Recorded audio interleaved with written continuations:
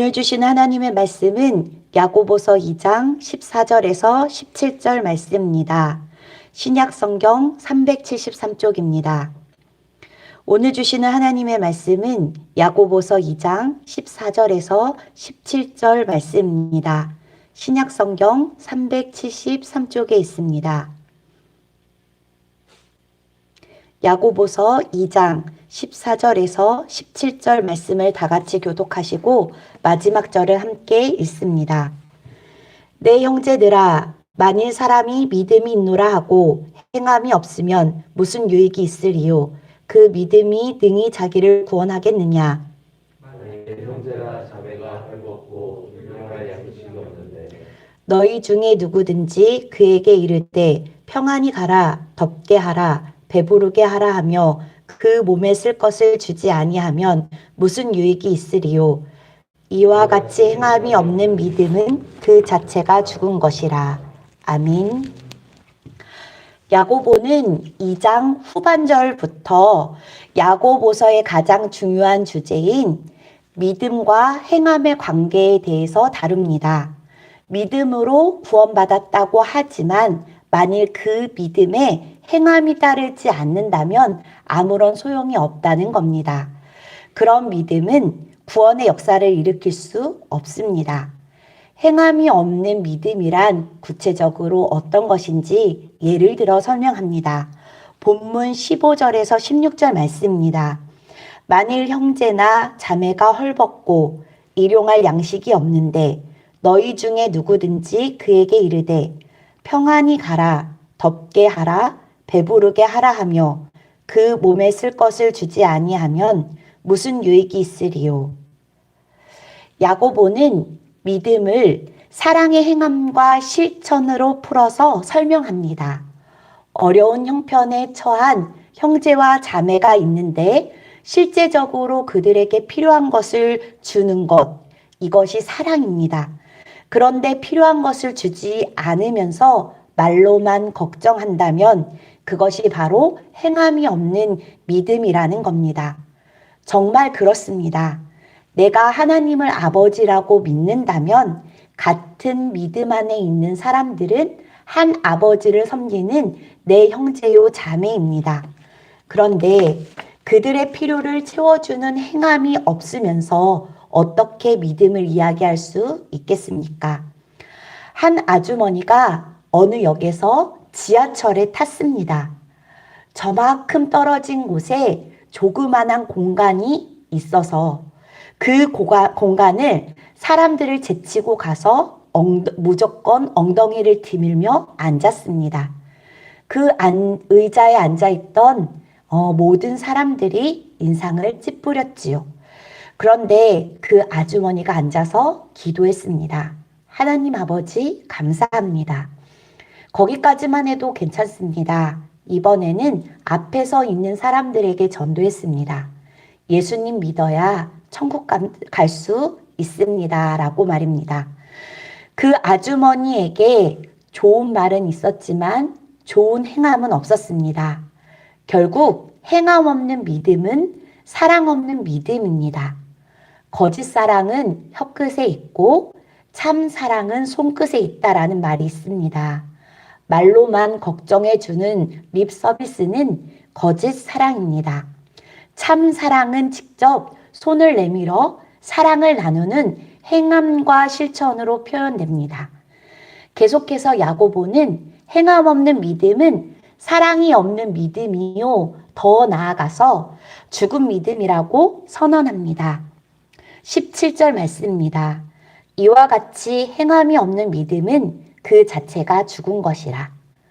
산 개가 죽은 정승보다 낫다라는 속담이 있습니다. 아무리 구차하고 천한 신세라 할지라도 죽는 것보다 사는 것이 낫다라는 말입니다. 제 아무리 정승이라도 살아있어야 영향력을 발휘할 수 있습니다.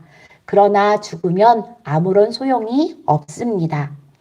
죽은 사람은 더 이상 사람이 아니기 때문입니다. 믿음 또한 마찬가지입니다.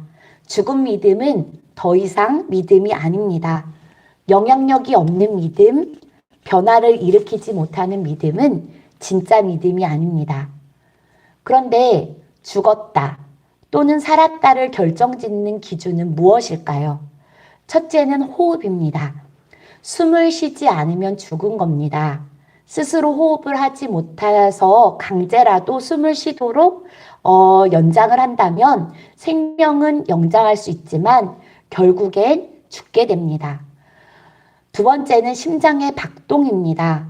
심장이 멈추면 죽는 겁니다. 심장이 피를 공급하지 못하기 때문에 체온이 떨어집니다. 그래서 죽은 사람은 차갑습니다. 세 번째는 움직임입니다. 살아있는 사람은 항상 움직입니다. 잠을 자면서도 움직입니다. 그러나 죽은 사람은 움직이지 못합니다. 죽은 믿음도 마찬가지입니다.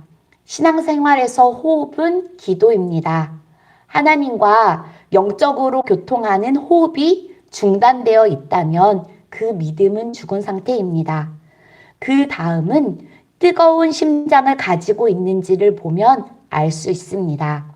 뜨거운 심장은 따뜻한 사랑과 감격하는 마음입니다. 신앙생활을 통해 아무런 감동을 받지 못하고 차가운 마음과 냉정한 마음을 가지고 있다면 그 믿음은 죽은 상태입니다. 마지막으로 봉사하는 손길을 보면 알 수 있습니다. 살아있는 믿음을 가진 사람은 언제 어디서나 하나님의 일을 감당합니다. 그런데 이 모든 것이 사실로는 따로따로 존재하지 않습니다. 기도하는 사람이 따뜻한 가슴을 가진 사람이요. 따뜻한 사랑을 가진 사람이 하나님과 이웃을 향해 봉사의 삶을 삽니다. 죽은 믿음을 살려내려면 어떻게 해야 할까요? 이는 마치 해골골짝에서 하나님의 질문 앞에 선 에스겔과 같습니다. 인자야, 이 뼈들을 능히 살릴 수 있겠느냐? 에스겔이 대답합니다. 주께서 아시나이다. 그때 주님이 말씀하십니다. 마른 뼈들에게 대언하라고 말입니다. 말씀에 순종했을 때 뼈들이 움직이고 제자리를 찾아갑니다. 그러나 더더욱 중요한 사실은 그들은 아직 그대로 시체였다는 겁니다. 그 안에 생명이 없었습니다. 뼈들이 제자리를 찾더라도 생명이 없으면 아무런 소용이 없습니다. 그때 하나님이 에스겔에게 다시 말씀하십니다.